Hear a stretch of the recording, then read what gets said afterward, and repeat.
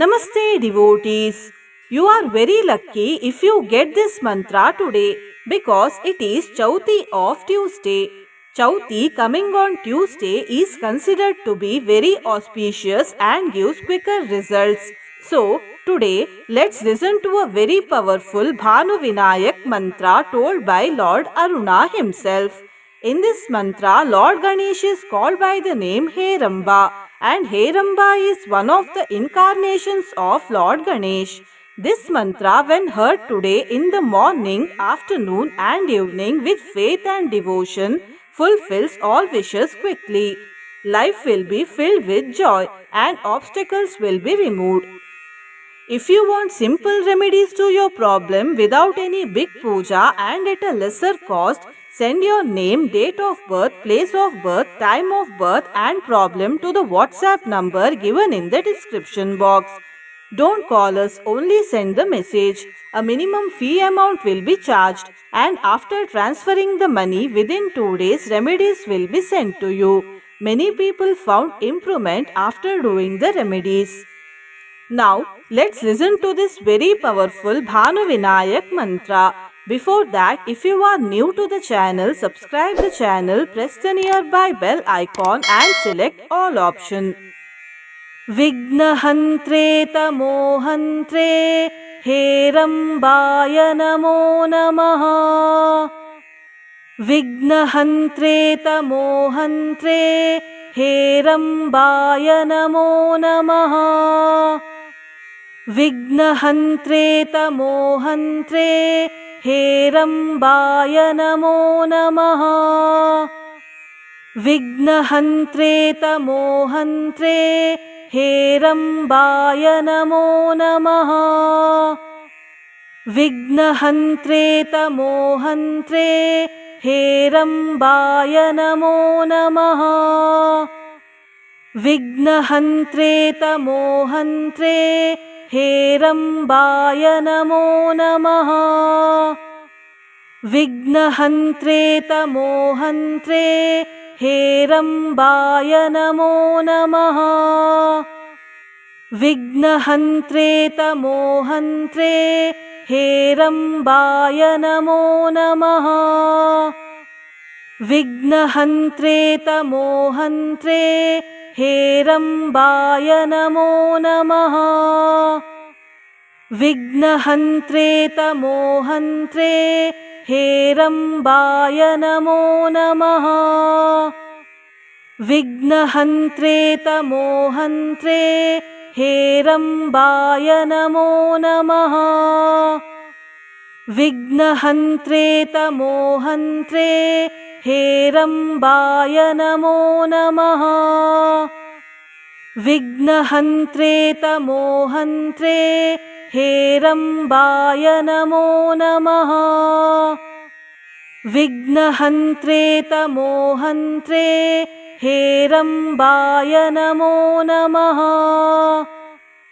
Vignahantre tamohantre Herambaya namo namaha. Vignahantre tamohantre Herambaya namo namaha. Vignahantre tamohantre Herambaya namo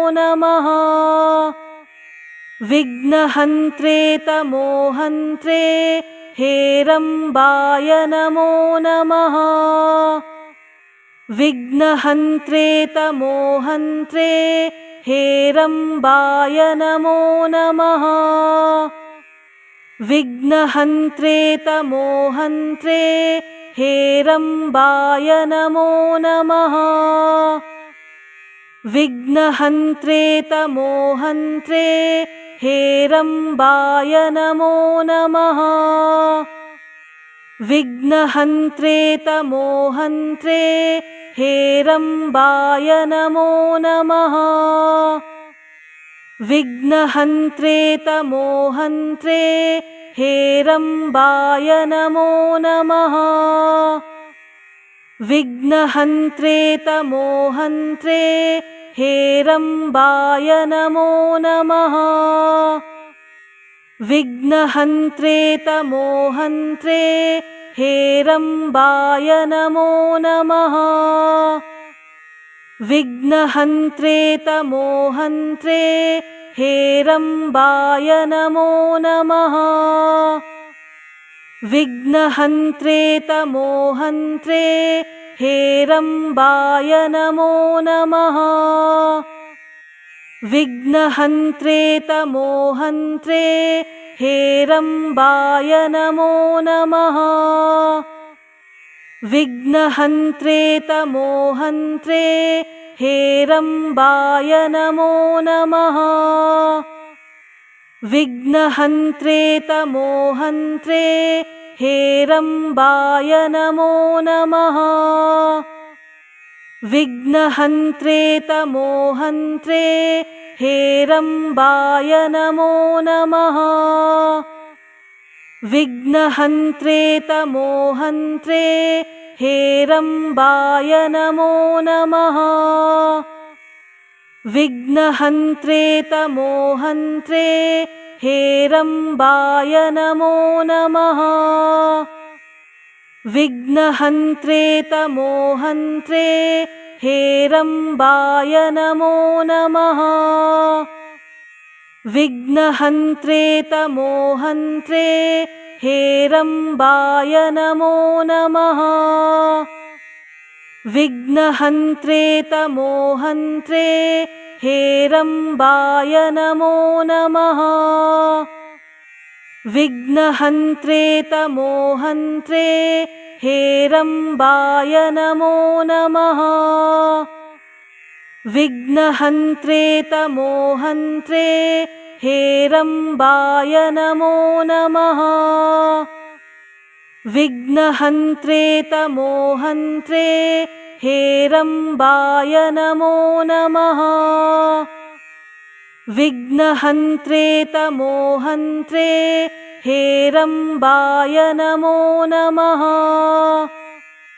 विघ्नहन्त्रे तमोहन्त्रे हेरम्बाय नमो नमः। विघ्नहन्त्रे तमोहन्त्रे हेरम्बाय नमो नमः। विघ्नहन्त्रे तमोहन्त्रे हेरम्बाय नमो नमः। विघ्नहन्त्रे तमोहन्त्रे हेरम्बाय नमो नमः। विघ्नहन्त्रे तमोहन्त्रे हेरम्बाय नमो नमः। विघ्नहन्त्रे तमोहन्त्रे हेरम्बाय नमो नमः। विघ्नहन्त्रे तमोहन्त्रे हेरम्बाय नमो नमः। विघ्नहन्त्रे तमोहन्त्रे हेरम्बाय नमो नमः। विघ्नहन्त्रे तमोहन्त्रे हेरम्बाय नमो नमः। विघ्नहन्त्रे तमोहन्त्रे हेरम्बाय नमो नमः। विघ्नहन्त्रे तमोहन्त्रे हेरम्बाय नमो नमः। विघ्नहन्त्रे तमोहन्त्रे हेरम्बाय नमो नमः। विघ्नहन्त्रे तमोहन्त्रे हेरम्बाय नमो नमः। विघ्नहन्त्रे तमोहन्त्रे हेरम्बाय नमो नमः। विघ्नहन्त्रे तमोहन्त्रे हेरम्बाय नमो नमः। विघ्नहन्त्रे तमोहन्त्रे हेरम्बाय नमो नमः। विघ्नहन्त्रे तमोहन्त्रे हेरम्बाय नमो नमः। विघ्नहन्त्रे तमोहन्त्रे हेरम्बाय नमो नमः। विघ्नहन्त्रे तमोहन्त्रे हेरम्बाय नमो नमः। विघ्नहन्त्रे तमोहन्त्रे हेरम्बाय नमो नमः। विघ्नहन्त्रे तमोहन्त्रे हेरम्बाय नमो नमः। विघ्नहन्त्रे तमोहन्त्रे हेरम्बाय नमो नमः। विघ्नहन्त्रे तमोहन्त्रे हेरम्बाय नमो नमः।